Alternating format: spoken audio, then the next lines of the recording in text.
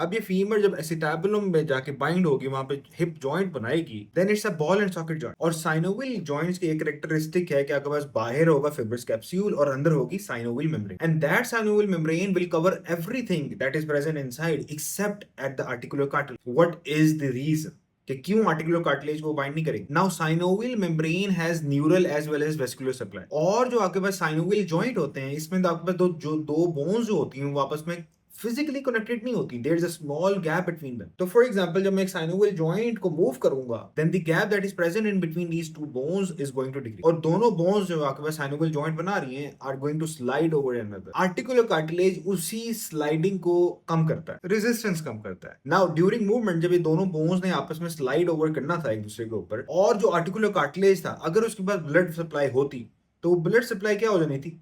Damage हो जानी थी, फिर आपके पास ब्लीडिंग होनी थी और आपके पास मसले पैदा होने थे। और अगर उस आर्टिकुलर कार्टिलेज के पास न्यूरो सप्लाई होती, तो जो जब भी आप अपने जॉइंट को मूव करते तो आपको पेन फील हो। सो दैट्स द रीजन कि क्यों articular cartilage is avascular and A neural, या कि क्यों आर्टिकुलर कार्टिलेज में इनसाइड आपके पास साइनोवियल मेम्ब्रेन जो है वो आर्टिकुलर कार्टिलेज को कवर नहीं कर। And that's the answer of another question कि क्यों cartilage in our body is avascular and aneural. क्योंकि बात सिंपल सी है, कार्टिलेज ने अपने न्यूट्रिएंट्स हासिल करने with the help of diffusion. अगर कार्टिलेज के पास वेस्कुलर सप्लाई होती तो उसके लिए न्यूट्रिएंट हासिल करना आसान होना था। तो कार्टिलेज के पास वेस्कुलर सप्लाई क्यों नहीं है?